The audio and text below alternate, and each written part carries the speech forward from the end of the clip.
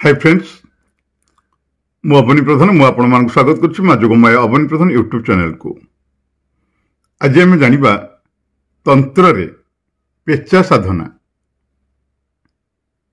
तो फ्रेंड्स ए बाबद कहवा पूर्व मुझे कह रखुच्छी जदि आप एपर्यंत आम चैनल टी सब्सक्राइब करना तले लाल बटन तापर घंटी ऑप्शन टी दबे आम चैनल टी प्रथम सब्सक्राइब करनी एवं तत्संगे संगे जब वीडियो भल लगुए तो लाइक करूँ कमेंट करूँ शेयर करूँ। आज्ञा शेयर तो निश्चित करूँ कारण आपंकर गोटे शेयर हुए तो अन्य कह जीवन उपकार आनीद तेणु शेयर करने जमा ही भूलें।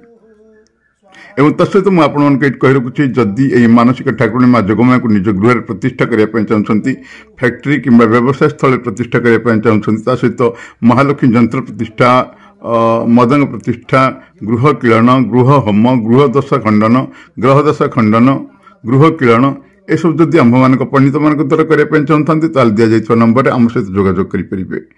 ओडिशा समेत भारत अनेक प्रांत में माँ जोगमाया को प्रतिष्ठा कर अनेक भक्त अनेक चमत्कार फल पाई सारी आपण माँ को गृह करंतु प्रतिष्ठा और देखते चमत्कार।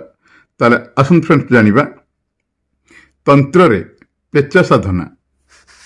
आज्ञा हाँ तंत्र साधन पथरे निशाचर पेचा लक्ष्मीकर वाहन प्रयोजन विशेष दरकारी। यह तंत्र शास्त्र रे अति गृह और गोपनीय कथा। पेचा दुई प्रकार गोटे श्वेतवर्ण एवं गोटे कृष्णवर्ण। पेचा साधन शेष तंत्र मंत्र कथा मु कहूँ मंत्र हूँ ओं नमो भगवते रुद्राय आउ थे कह ओं नमो भगवते रुद्राय।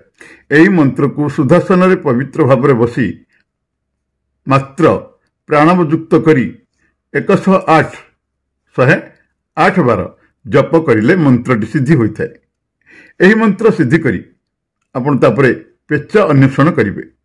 बर अथवा बाड़ी बगीचारे केउं गछरे पेचा रहुछंती उपाय करी एक पेचा को धरी आनिबे एवं धरला बेले ए जो मंत्र को मने मने आपण जप करथिबे।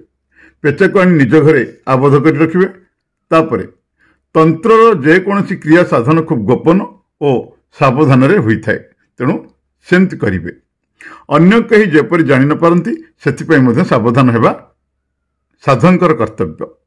पेचा को रखी निरोला बा निर्जन गृह हो अथवा शून्यस्थान हो सेठरे पेचा को पंच उपचार रे पूजा करिवे।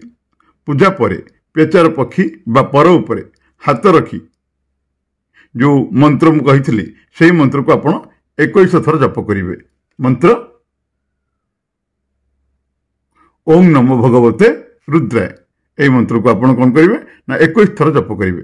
पक्षी उपरे हाथ रखी जप करने को असुविधा हेले 21 थर मंत्र जप करी पक्षी उपर को फुंकी देवे। एहीपरि 21 थर करिवे। या परे आ गोटे मंत्र ओम कुरु कुरु महेश्वरी अर्णवर्धनी सिद्धेश्वरी नम आउ थे कह ओम कुरु कुरु महेश्वरी अर्णवर्धनी सिद्धेश्वरी नम। यही मंत्र पेचा उपरे अक्षत पकाइबे। अक्षत चाउल यही मंत्र पेचा उपरे अक्षत पकेबे। यह मध्य आपन को 21 थर करने को हबो। या परे आपण पेचा को भोजन कराइबे। भोजन सामग्री कौन नरास्थिका चूर्ण अर्थात मनीष हाड़र चूर्ण गुंड प्रेत मस्तकता तंतु मला मनीष को जो तांबूल उत्सर्ग हुए ताकू प्रेत मस्तकता तंतु बोली कह जाए संग्रह कर रखिथिबे। सही तांबूल किछि पियाज और मांस सहित चाउल चूना मिसाई एकत्र गुंड को पेचा को खुआई तृप्ति कराइबे। यापर किछि देशी मद सहित पानी मिसाई पेचा को बाम पाखरु किछि पर टाणी बाहर करेंगे और सेठारे मद मिश्रित पानी लगाई नेबे। एही समय रे एही मंत्र पाठ करेंगे ओम उल्लुकाय नम आउ थे कह रखुच्छी ओम उल्लुकाय नम। मंत्र जप करी बाम भागरे मंत्र जप करी बाम भागर पर संग्रह करी पेचा को तापर आपण कौन करेंगे ना ताकू छाड़ीदेवे। एबे आपणकर वशीकरण अमोघ वस्तु आपणकर हस्तगत हो गला। सेही पर को एबे आपण पाखर रखी तार अल्प चूना करी रखिबे। वश्य करने को इच्छा करथिबा स्त्री बा पुरुष खाद्य पानीय रे अल्प पकाई देले सेही पुरुष बा स्त्री आजीवन आपण को भल पाइबो और बस होई आपणकर दासत्व किंबा दासित्व स्वीकार करिबो। आज तो आपण जानिले तंत्र साधना रे पेचा साधना। तो भिडटी जदि आपको पसंद आए तो लाइक करेंगे, कमेंट करेंगे, शेयर करेंगे और चैनल को सब्सक्राइब करेंगे। तेज आ गोटे भिडियो पर्यंत मुझे आपण चिरपरिचित अवनी प्रधान। नमस्कार। माँ आपणकर मंगल करंतु। जय माँ जोगमाया।